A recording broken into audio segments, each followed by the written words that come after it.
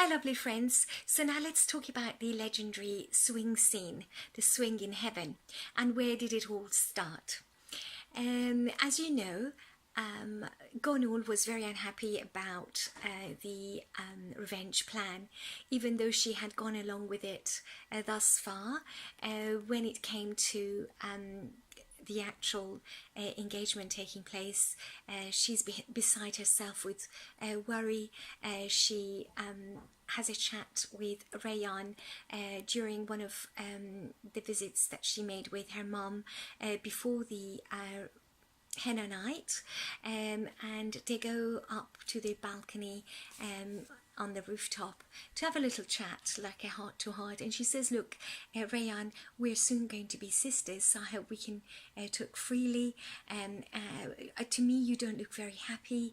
I don't think you are happy about this marriage. I don't think you're interested in Miran. Is that true? How do you feel? Tell me, do you want to marry him? And she suddenly begins to trust Gonul and confides in her that indeed she doesn't want to marry Miran, but tells her that she feels that she can't break up this engagement.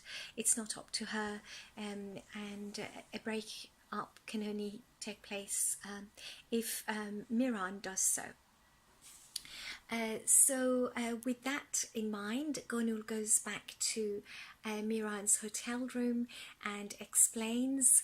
Miran doesn't believe a word Gonul is saying because he believes that maybe she put her up to this, or she's saying this because she doesn't want him to marry Rayan, albeit under false pretenses. So he decides to find out from Rayan himself somehow what she actually thinks. He's very curious, he's attracted to her, and maybe no other woman up to now has ever rejected him. So I think he's quite curious to find out for himself why. Secondly, this marriage has to go ahead. They can't have a bride now at this point of the game plan say khair or no when the priest is marrying them.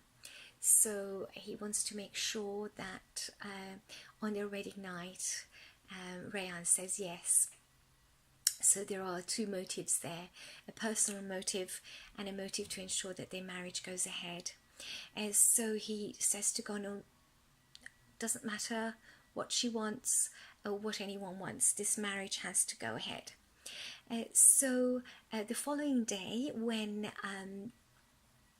Zehra and Melike had taken Rayan out shopping in preparation for the wedding, they kind of lose track of each other. They let her free to look around while they were busy doing all the necessary shoppings.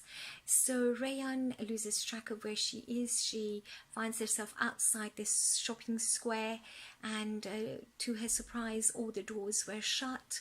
So she's surprised why at that early hour in the afternoon all the shops had closed. As she's wondering this to herself, one of the doors open and Miran comes and stands in front of her. She's surprised to see him there, asks what he's doing, and he says, so you don't want to marry me? There are no, what can I do to break this wall between us? There is no one here, the shops are closed, it's just you and I. You can speak freely to me and explain to me why you don't want me. She has a look at him and says, I don't want you because you're Hercai. So this is when she gives him the title Hercai, and that's why the book is called Hercai, because Rayan gives him that name at that very point in time. And she explains herself by saying, for 2 years you have been meeting up with my dad and uncle, and you have often seen Yaren, my cousin, around, and somehow she thinks that her feelings are mutual and she's in love with you, and I can't marry you if she was hoping to marry you, and you also have been messing about with my family. When you asked for her name in, her hand in marriage, you came with your mum and sister and changed to wanting my hand. So you've been playing around with us and with my family. You are Hercai. And that's when he realizes that no one has told her the truth. No one has told her that he has always wanted Yaren, and that at his first meeting with the Shadowglue household, Grandpa, Hazar and Jehan all present, he specifically asked for the hand of Rayan. So he explains that it was her he wanted from the beginning, Rayan. And at that moment she realizes that it's all been a lie, what she was told, what she was made to believe. However, she still doesn't trust him. So she lets go of his hand and walks away saying, I don't trust you. Azad happens to be in the distance, and he observes everything, and he realizes that Rayan has no interest in Miran and doesn't really want to marry him. So when she is out of sight, he approaches Miran and confronts him and says, why do you want to marry Rayan? She clearly is not interested in you. This can't go ahead. Or you have me to deal with. Miran says, no matter what you say, this marriage is going ahead. And now why don't you ask her yourself in the morning how she feels, whether she wants to marry me or not. Azad gets angry and says, who do you think you are, and what do you think is going to change overnight, by just one night? What do you think is going to happen that's going to make Rayan change her mind? And walks away. They both separate apart ways. So Miran decides to gain somehow Rayan's trust and love, and he has only got one night to do it. He plans everything ahead. He has been investigating her for over a year. He knows very well what she really loves doing in her free time, which is riding her horse, and that she loves swings. Somehow he knows this already. Anyway, when Rayan returns home, he sent her a text message and says, what can I do to make you trust me? At this point, she's willing to reply.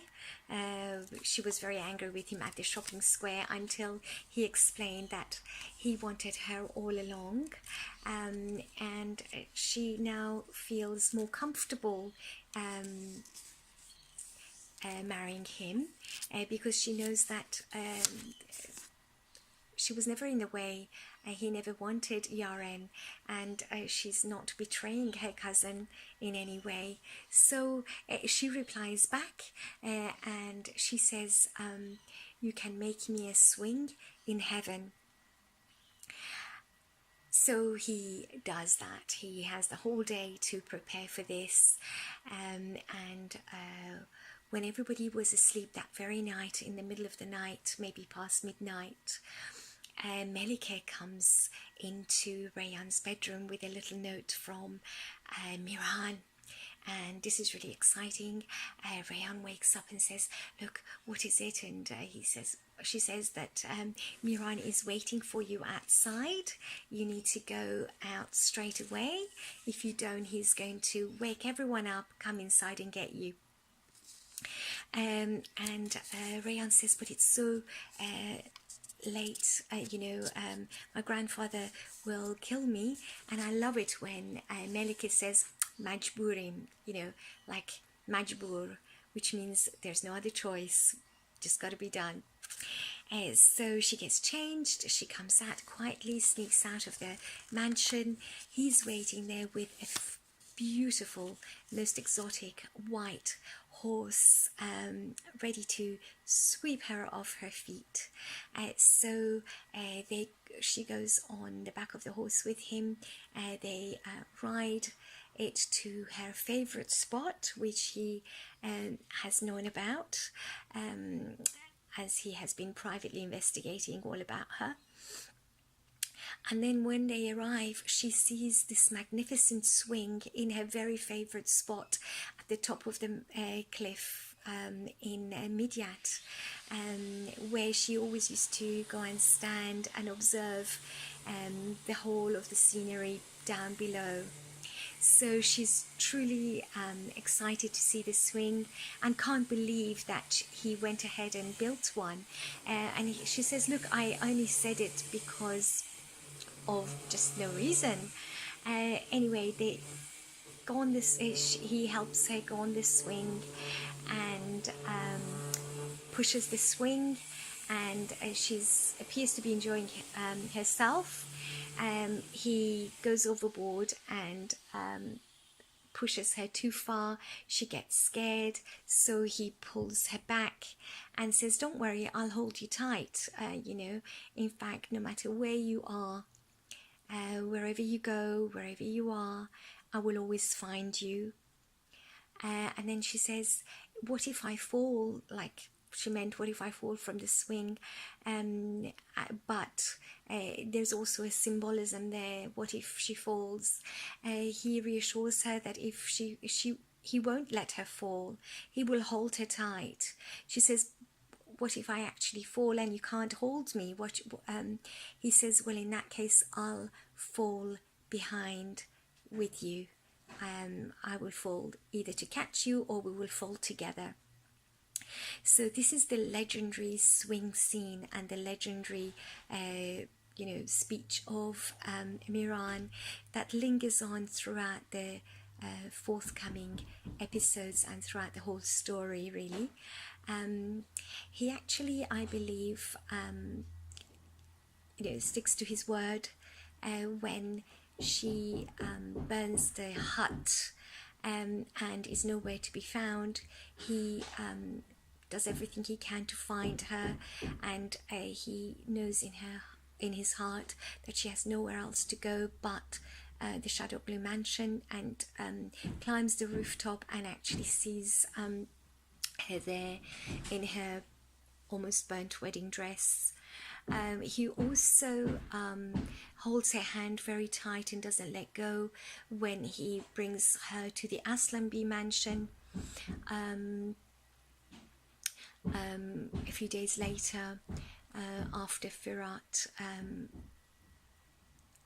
gives them a lift from their hiding place after their fall into the river, into the Aslanbi mansion.